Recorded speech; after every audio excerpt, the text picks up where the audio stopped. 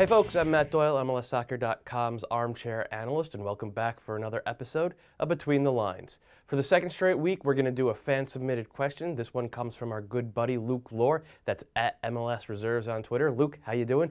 He wants to know how defenders influence the game in modern soccer. And in MLS, for 18 teams out of 19, that means a four-man back line, and it starts with the fullbacks.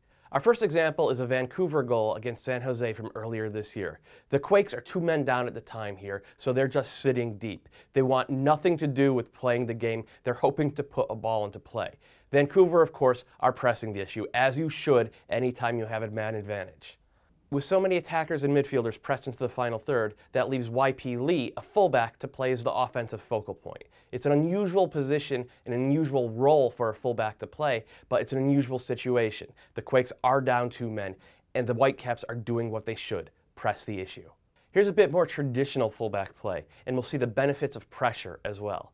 This isn't a crazy high press from Chicago, the type of which we've seen from Sporting KC and even the Portland Timbers this year. But plenty of Fire players have pushed up in search of that goal. Now, the fullback's responsibility in this point isn't to bomb all the way to the end line. His responsibility is to stay and play passing lanes. That's exactly what Hunter Jumper does, and he picks off the outlet pass, then puts in a pretty decent cross to the back post that Daniel Palladini attacks for the goal. And here's a little bit more courtesy of DC United's Daniel Woolard, and this one is as simple as it gets. If they don't close you down, whip in a good cross, and trust your forwards to make the right runs. They do. If Jumper and Woolard were examples of traditional fullback play, here's Justin Morrow showing how the modern fullback gets it done. As San Jose overload the right side and Columbus compensates, they leave the entire left side of the attack exposed. Morrow takes the space and becomes an extra attacker, which is one of the strengths of a four-man back line.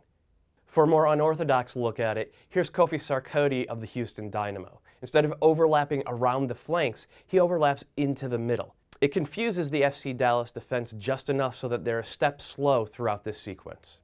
Of course, central defenders play a role too, but it's a smaller one, and it usually comes on set pieces. This goal comes right after a set piece, and Dejan Jakovic and Brandon McDonald have both stayed up to help the attack.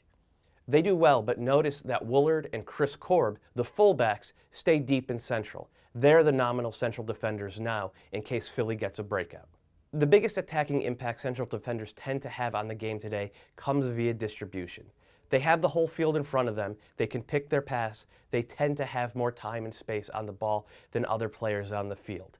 And if things go right, they can unlock a defense with the right pass. Currently in MLS, nobody is better at this than the Philadelphia Union's Amobi Okugo. Here he is in 2012, keying a Freddie Adu goal. He steps through the Toronto FC pressure, cutting three players out of the play, then hits a perfect outlet to Brian Carroll. And here he is this year, picking up a secondary assist on a goal by Jack McInerney. Okugo has followed play to the touchline here, giving the Union a numbers advantage. Nobody on the crew knows who's supposed to close him down, and so nobody does. Okugo again makes the right pass. Jeff Cameron was really good at this part of the game as well. Still would be if he didn't play for Stoke. Here's my single favorite pass of the 2012 season, and my least favorite finish. These types of plays are pretty when they happen, but it's always risky for a central defender to play that outlet ball. The field can tilt in a big hurry, and when it does, if they're just a step out of position, they will be punished. Look what happens to Jakovic here. That'll do it for this week's episode. We'll be back again soon with another edition of Between the Lines.